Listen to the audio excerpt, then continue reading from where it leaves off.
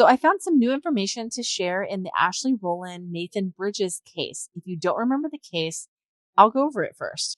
So Ashley Rolland was married to Dustin Rolland, and they had two children together, Taylor and Blue. Taylor was a little girl who was born in 2016. Blue was a little boy who was born in 2017. Now, Ashley and Dustin got divorced because he allegedly, according to her, has a drinking problem. And I don't even know what to say about her. We'll get into her here in a minute.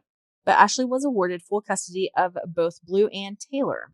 So Dustin was supposed to have visitation of Taylor and Blue. And the only thing in the divorce documents, the divorce decree about visitation said, defendant father shall be entitled to visitation pursuant to the following provisions. Plaintiff shall arrange for visitation by the children with their father through defendant's mother, Karen Rolland, on weekends around the grandmother's work/other activity schedule. So it isn't saying to me that he has supervised visitation. It doesn't use the word supervised. It doesn't say that Karen has to always be there. It just says, to me, it looks like it says that Ashley and Dustin just don't need to talk to each other, so Karen needs to be the go-between. You know what I mean? That divorce was finalized in June of 2021.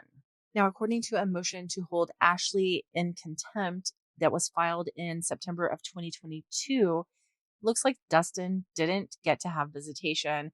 It didn't say that he had visitation up until a certain point and it ended. It just makes it sound like over that year and a few months that their divorce was actually finalized, Dustin wasn't getting to see the children. Now, when Ashley replied herself. She didn't go through an attorney. She filed the paperwork herself. And Ashley said that Dustin was supposed to have supervised visitation, but it doesn't say that in the court documents. And Ashley kind of put it on Dustin and Karen saying, like, I just talked to the grandmother about visitation this upcoming weekend. But as we know, probably as you know, if you've heard anything about the case, Ashley, in fact, did not allow them to see the kids again. Now, Ashley and Dustin were supposed to have court regarding that visitation issue on December 16th, 2022. But Ashley didn't show up for court. So the court ordered that Karen was to go to the home of Ashley Rolland, and the police were supposed to go with her, and they were supposed to force Ashley to hand over the children for weekend visitation. This is the day. This is when crap just absolutely hits the fan. December 16th, 2022. So Lee County deputies went with Karen Rolland as a civil standby on December 16th, 2022. They went to the home of Ashley Rolland to pick up the two children, which would have been Blue and Taylor. Now, Ashley did send 6-year-old Taylor Rolland outside for that visitation, but she said 5-year-old Blue Rolland was not home. Now, it is kind of important to note that December 16th would have been Blue Rolland's 5th birthday. Taylor had obvious injuries to her head. Now, Ashley blew it off by saying that she had an allergic reaction to something, but Taylor Rolland was actually taken to the emergency room to have those injuries that she had looked at. She was taken to the emergency room at Forest City Hospital, where she was then transported to Le Bonheur in Memphis, Tennessee. And that was done because at Forest City Hospital, they said that those injuries on her head weren't like an allergic reaction. That was a severe burn. When Taylor was taken to the hospital and they did scans on her whole body, it came back that she had fluid on her brain. She had fractured ribs, a wrist, legs, an arm, old fractures that did not heal properly. She had bite marks. She had burns from boiling water being thrown on her.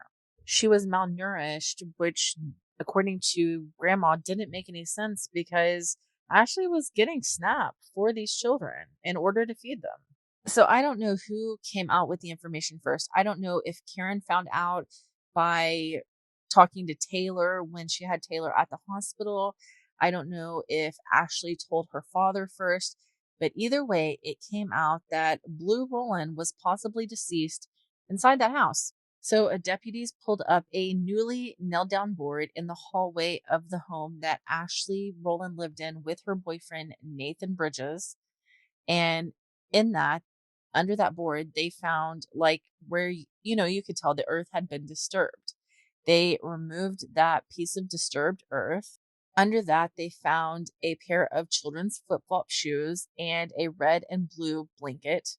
But by moving that earth, that top layer of earth, I don't know if it released the odor or if it just like stirred it up, but it allowed them to be able to smell the odor of like human remains, like uh, decay.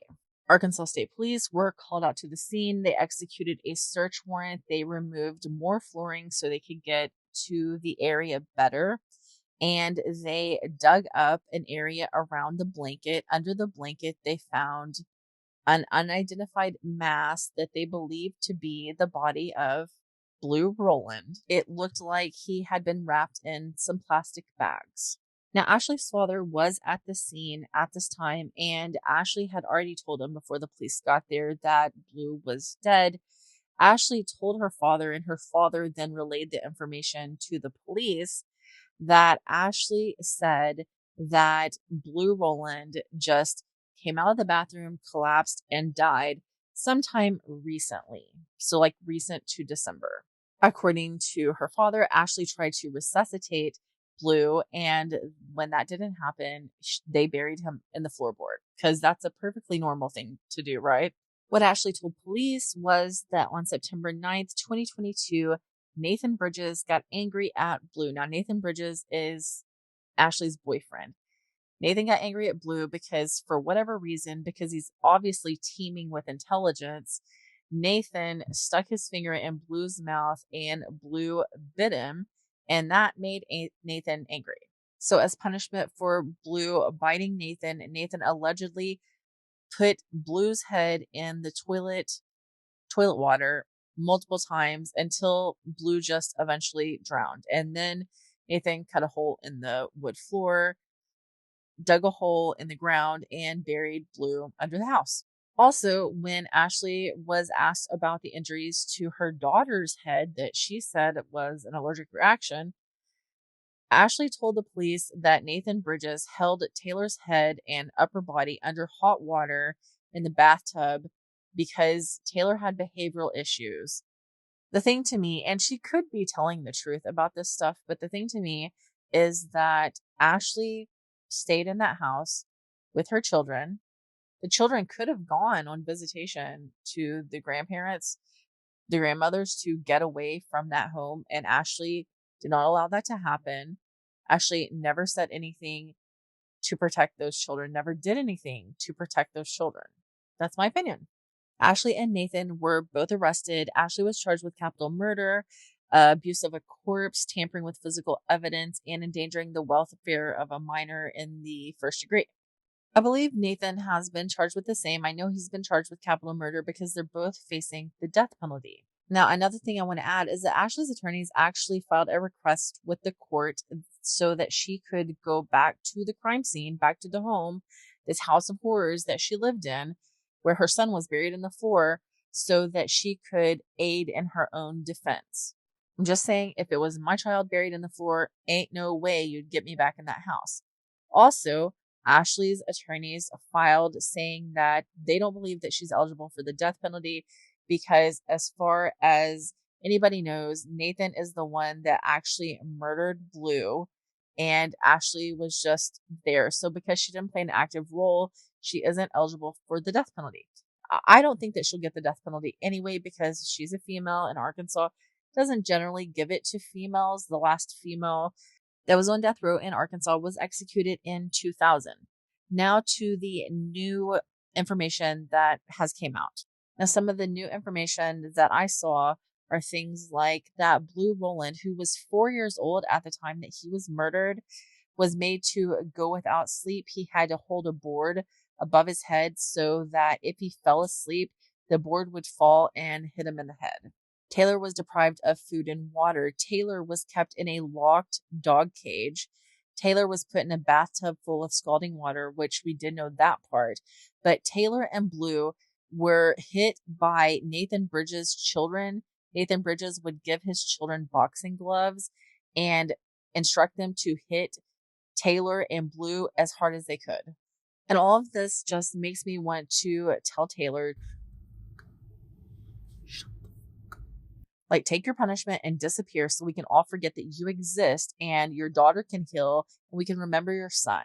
Also, Nathan and Ashley, they are still going through the court process. Neither one of them obviously have been found guilty, but I hope that happens soon.